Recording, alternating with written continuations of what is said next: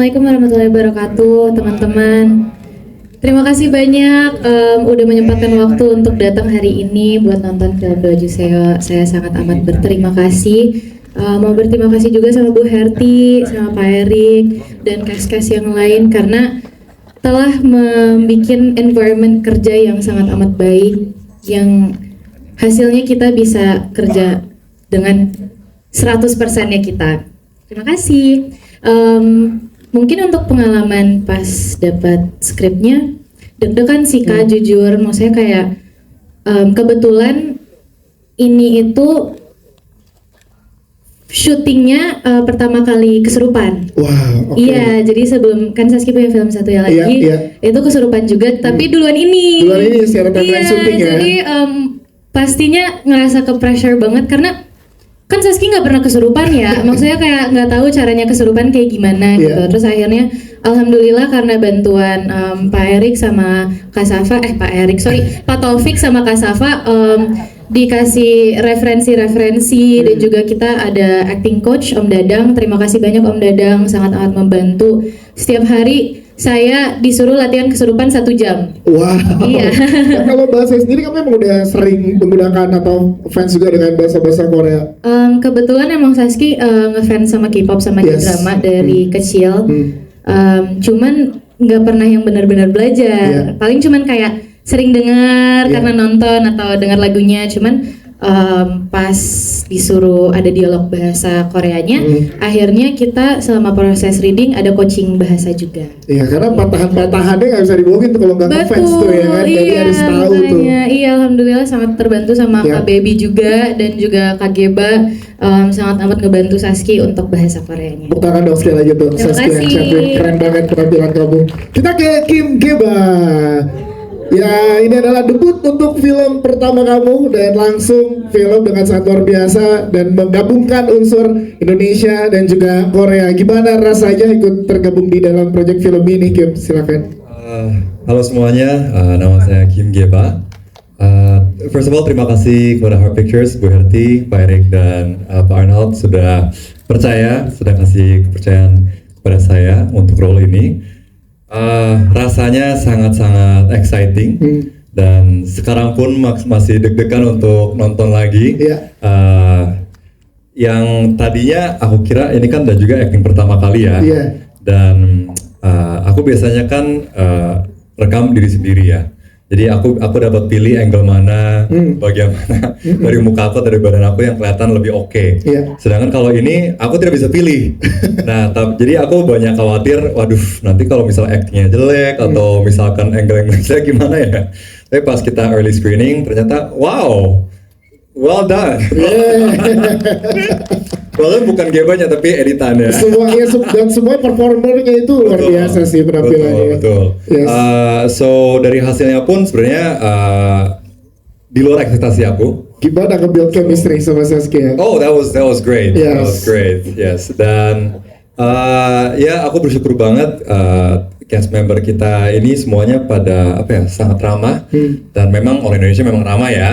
Tapi aku dengar dari teman-teman cast di sini bahwa tidak semua lokasi syuting seramah ini, ya seenak inilah. Dan ya aku bersyukur banget dapat bertemu dengan mereka dan juga karena ini baru pertama kali juga Saski, Cinta dan juga acting coach kita Om Dadang sangat membantu. Wah, Geba coba kalau explore seperti ini ekspresinya seperti itu dan itu sangat-sangat membantu. Ditambah syutingnya juga dengan ada unsur Koreanya ya, ini pasti kebanggaan juga buat kamu ya Geba ya. Sangat bangga dan kadang tuh kalau orang-orang mampir YouTube channel aku ataupun Instagram profile aku dikiranya Kokopik gitu ya. Kokopik, Koglodok juga. Tapi mungkin dengan film ini saya dapat kasih lihat bahwa saya benar-benar orang Korea. bener kok ini maksudnya. Kalau teman-teman belum percaya coba boleh disapa teman-teman pakai bahasa Korea nih. 네. 안녕하세요. 저는 이번에 처음 배우 활동을 하게 된 김계바입니다. 네, 잘 부탁드립니다. 감사합니다. Mbak, paham Mbak? Nggak paham tapi udah senyum-senyum. Ya Mbak, thank you udah ngobrol bersama dengan kita. Kita ke Cinta ini balik lagi nih karena selain ada misterinya tapi ada cinta segitiga juga yang diberikan di sini. Tantangan apa yang kamu explore untuk karakternya di sini? Silakan Cinta. Pertama-tama aku mau terima kasih dulu buat tim media di luar hujan, macet. Makasih udah sempetin buat kesini. Yes. Thank you supportnya. Aku juga mau berterima kasih kepada tim produksi, Bu Erti, Pak Erik, dan Uke. Dan juga penyutradaraan yang luar biasa. Ini kalau nggak ada mereka, aku bakalan bingung banget di set. Ceritanya, alurnya gimana, aku bakalan, ini enaknya gimana, bingung banget. Mereka bilang mereka baru pertama kali, aku rasa mereka bohong deh. Soalnya kalau ada dua kepala, itu harusnya kan ribet ya. Tapi mereka kompak loh, itu yang aku suka. Jadi nanya satu, jawabannya sama, dua-duanya satu gitu jawabannya, itu enaknya di situ. Tantangan aku di sini, ya sebenarnya purely itu di bahasa. Tantangan aku beratnya itu di bahasa.